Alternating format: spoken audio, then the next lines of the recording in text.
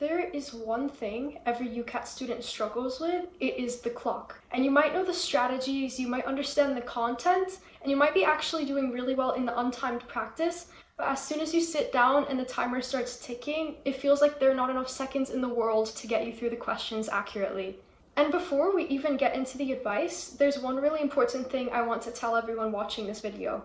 And it is that despite what you might believe, the UCAT is actually not a test of whether you can answer every question perfectly. You have to shift your mindset and remember that it is about maximizing the number of points you earn in the time constraints given to you.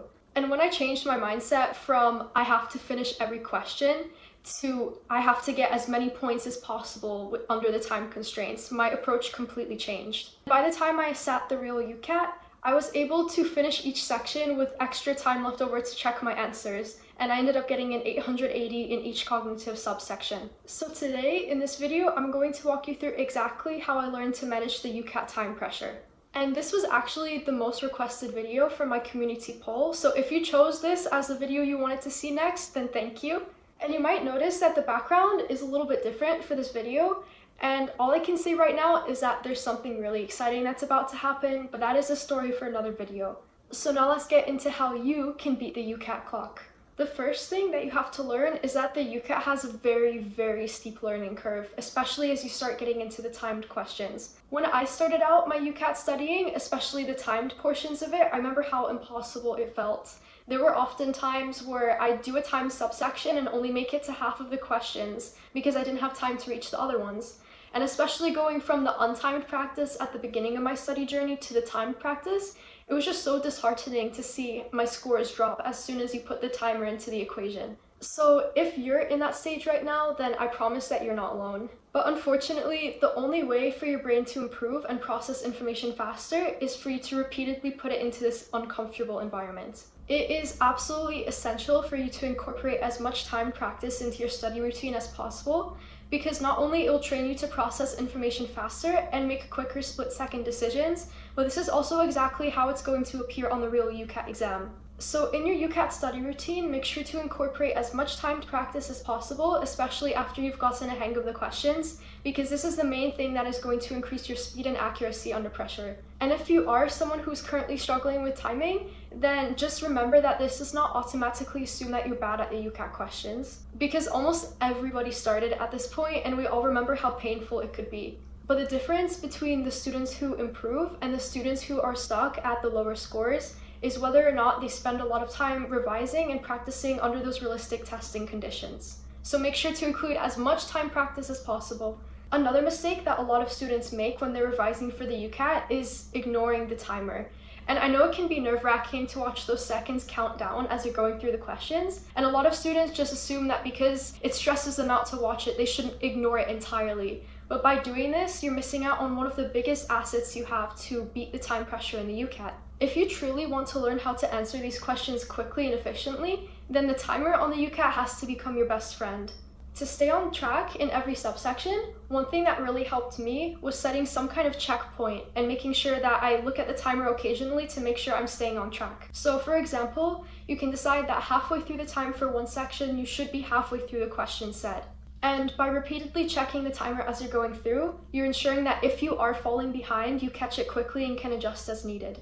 Because when you're going through the timed questions, the worst thing that can happen is realizing that you're behind when you have 5 minutes left on the clock and you have over 20 questions left to answer. And who knows, the last chunk of questions that you missed might have actually had really easy points for you. So even though it can be nerve-wracking at first, make sure to watch that timer because it can really help you stay on top of your pacing. The third point I want to talk about today is probably one of the biggest mindset shifts for UCAT students, and it is that you have to be comfortable with leaving some questions behind. And I know that it sounds really counterintuitive and it feels difficult and wrong because for every previous exam we've ever taken, we've been taught that we have to get through every question and power through even the more difficult ones. But unfortunately, just as in every other aspect, the UCAT is a completely different beast. As I've mentioned before, it does not make sense to struggle through one really difficult UCAT question where there can be so many others waiting for you after that one, because they're all worth the same number of points anyway. So if you do end up finding yourself stuck, then it is usually best to just skip, flag, and move on and come back to it only at the end if you have time, because you really have to work hard to manage your time efficiently and protect your future marks. Another thing that really helps me think about the UCAT and time management is kind of like a triage in medicine. So if you're in the A&E, for example, you wouldn't spend 20 minutes treating the first patient you see, and instead you have to make split-second decisions on who you have to treat first to leave the biggest impact. So if you were a doctor in this situation, you wouldn't spend ages treating a patient with, let's say, a paper cut,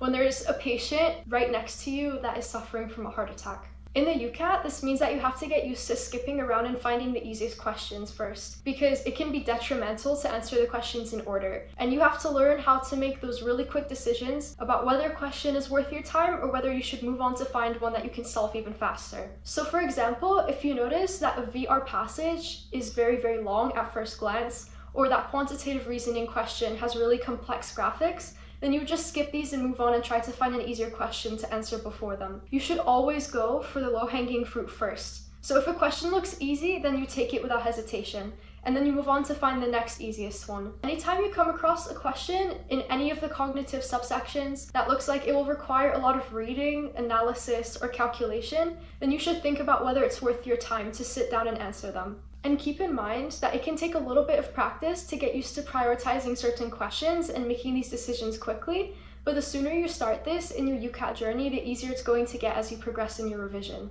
And remember that one perfect answer to a difficult question is worth the same amount of points as a correct answer to a much easier question in that same section. This next strategy is for all of my overthinkers out there, and I have to admit that I was actually guilty of this at the beginning of my studies as well. One huge time trap that you can run in is trying to search too long for the perfect answer. Because one thing that I've seen happening a lot is that you come across something that seems like it could be the correct answer, but you second guess yourself and then you spend another 20 to 30 seconds going through the rest of the options to see if they could be a better answer.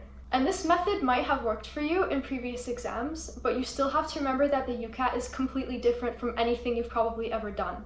These seconds that you spend can add up really quickly, and even though it seems like a small amount of time, by the time you reach the end of the subsection, that could be a few minutes that you lost just overthinking your answer. Despite this, you should not go from extreme to extreme, and you should always still think critically about your answer and make sure that all parts of the statement that you select are supported. But if you really want to save time in the UCAT, then if you come across an answer that seems strong and well supported, then you should trust your judgment, select it, and move on without thinking too much about it. Because if you don't move through your questions with confidence, then it is a lot easier than you might imagine to lose a lot of time. And now let's talk about a few things that can save you valuable seconds in every subsection. So the first one is to not be afraid of guessing. If you do not know the answer to a question, you have to guess and move on, because in the UCAT, you do not receive a penalty for guessing, so no questions should ever be left blank. And if you do decide to guess, then make sure to always pick the same letter. So for example, it can be B or C, and the letter you choose doesn't really matter too much. And the benefit of being consistent with the letter that you choose for guessing is that at least you'll have a 1 in 4 or 1 in 5 chance of getting that answer correct.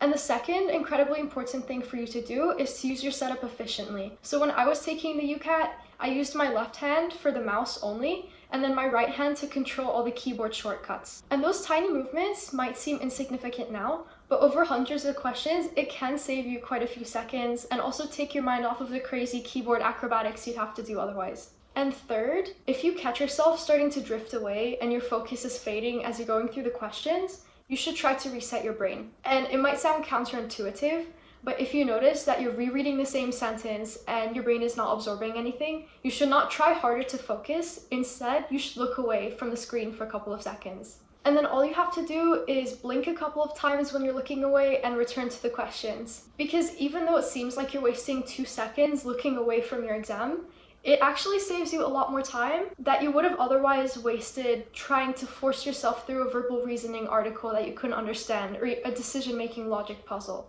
And then a fourth tip I have for verbal reasoning specifically, if you're really short on time and you cannot make it through an entire passage, then just remember that the first and the last paragraphs in the passage are usually rich with context. And this is not a magic shortcut, and I would highly recommend trying to get through the entire passage if you can. But if you are desperate to finish some kind of question set in verbal reasoning, and you cannot completely read the article, then just remember that this might be a quick solution to help you get a better understanding of what answer choices might be correct.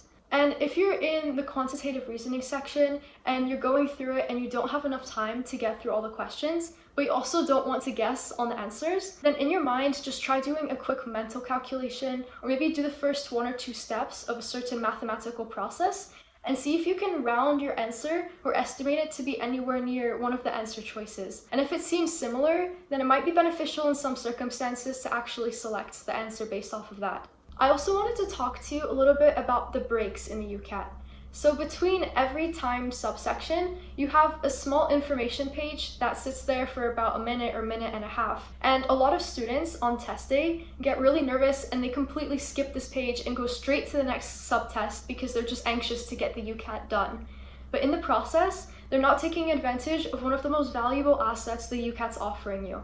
You should already know all the information, so don't try to read it or skim over it because you're wasting energy that you should be conserving for the next subsection. Instead, you should be using these breaks to reset your brain. So just relax your shoulders, try to take a deep breath, maybe shake out your hands that have been sitting on the mouse and the keyboard for so long, and do anything either physically or mentally that helps you prepare for the next set of questions. You have to remember that you're doing a very, very challenging exam, so even a couple of seconds of a mental reset can really help you prepare for the next section. And I also wanted to reassure you about something. So if you remember at the beginning of this video, I said that I went from not being able to answer half of the questions in a timed subsection to having enough time to even check my work on the actual UCAT. And I think a big part of this is consistency and just going through the timed questions so often that it became automatic for me on test day. And the crazy thing was that on the actual exam, I felt like I was flying through those questions and I went through with a level of confidence that I never felt in my studies. So my revision definitely helped me build the strong foundation of techniques that I needed to do well under the time pressure. But then there's also something that's just so different about the actual UCAT exam day that helped kick my confidence and my speed into overdrive. The adrenaline of the exam day definitely helped me go through those questions like I never had before. And it was crazy because it was something that I never thought I would be able to do at the start of my UCAT revision. So if you're currently struggling with your UCAT timing, don't think to yourself that you're never going to be fast enough. Instead, remind yourself that by going through all this preparation and struggling through all those questions, even if your scores are low, you're building the foundations of the strategies that you'll need to fly through those questions on test day. And expect to see even more improvements on the actual exam than you did on your studies if you approach the tests with the right mindset. If there is one thing that I would like you to take away from this video, let it be this. And it is that the person who wins the UCAT is not the one who tries to answer every question perfectly. Instead, the person who makes better decisions under time pressure and prioritizes their questions efficiently is the person that's going to get the highest UCAT score. And a lot of your success in your UCAT time pressure management actually comes down to your testing confidence. So make sure to practice with the timer, trust yourself and your studies, and don't overthink too much if you select an answer choice that seems right to you. And eventually, if you stick to it and you don't give up, then something that once felt impossible might actually start to feel automatic, and who knows, maybe even easy. If this video helped, then make sure to like, subscribe, and check out the full library of videos that I made to help other students succeed in their UCAT. But best of luck with your preparation, and remember that you got this.